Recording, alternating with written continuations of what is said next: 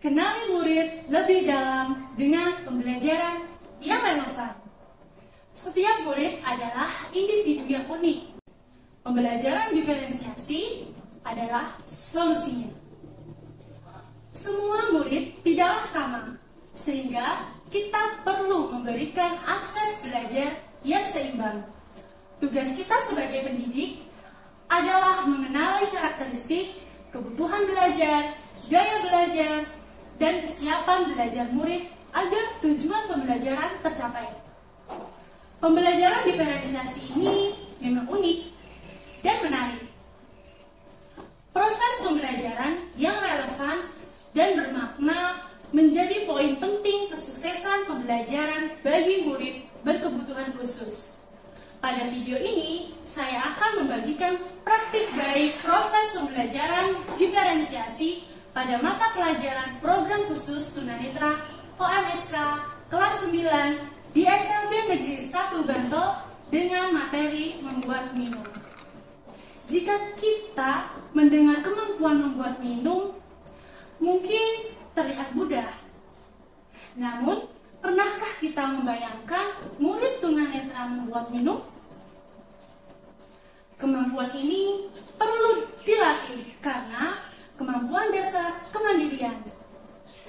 Pembelajaran diferensiasi melalui SMART. Murid pintar. Apa itu? Penasaran?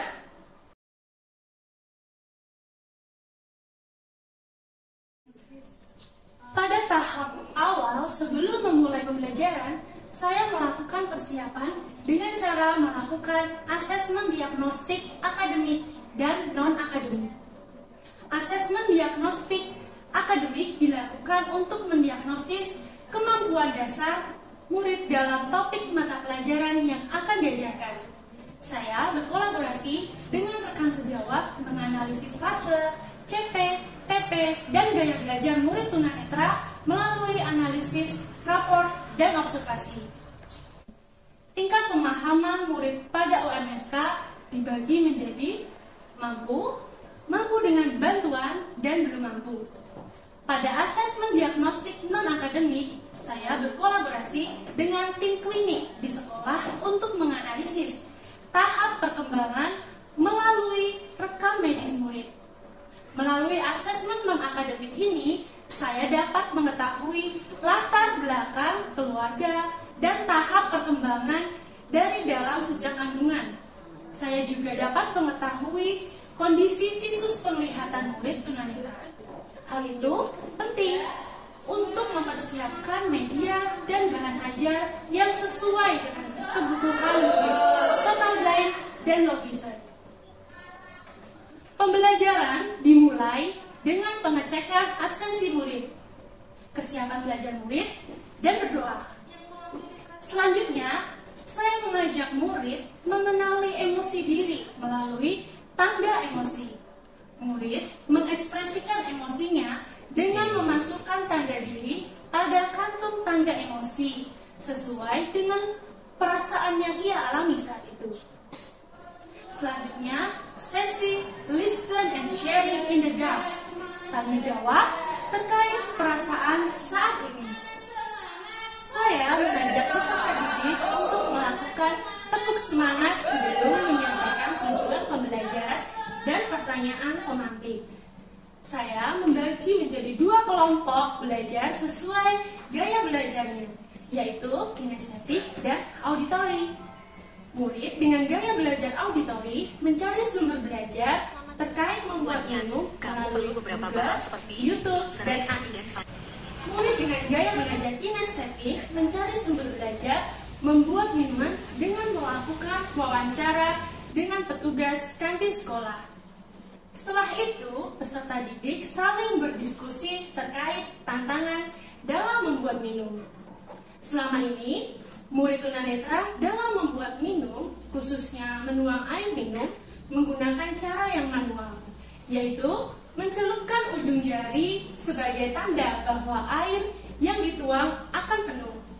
Hal ini tentu kurang steril dan kurang aman jika menuang air panas.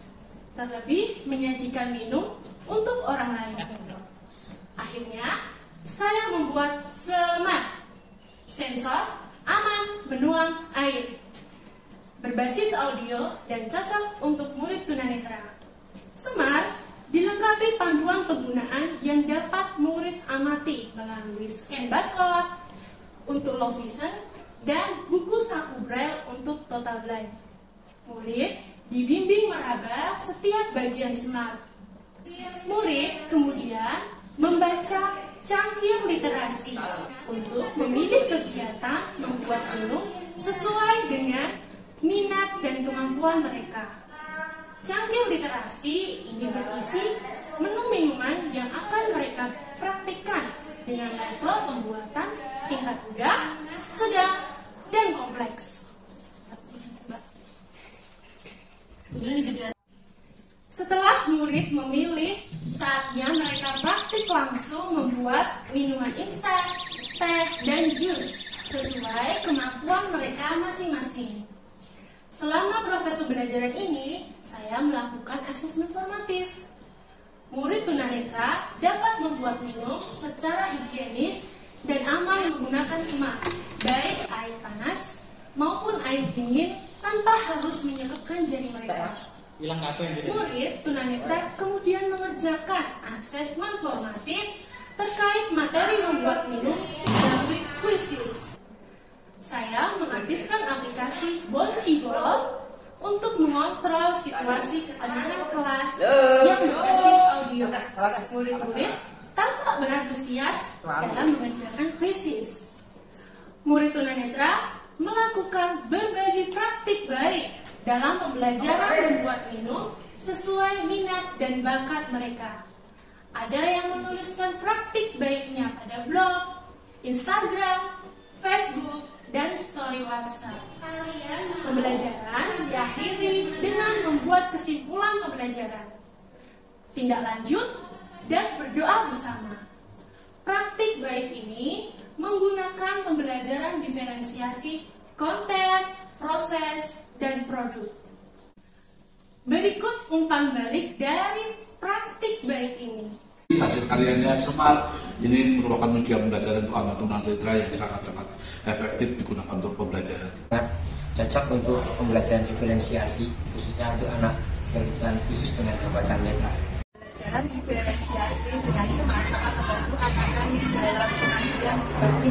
Menurut kita pembelajaran kali ini sesuai dengan apa yang kita inginkan dan media Smart sangat membantu bagi kami untuk menunggu air. Pokoknya sangat membantu sekali.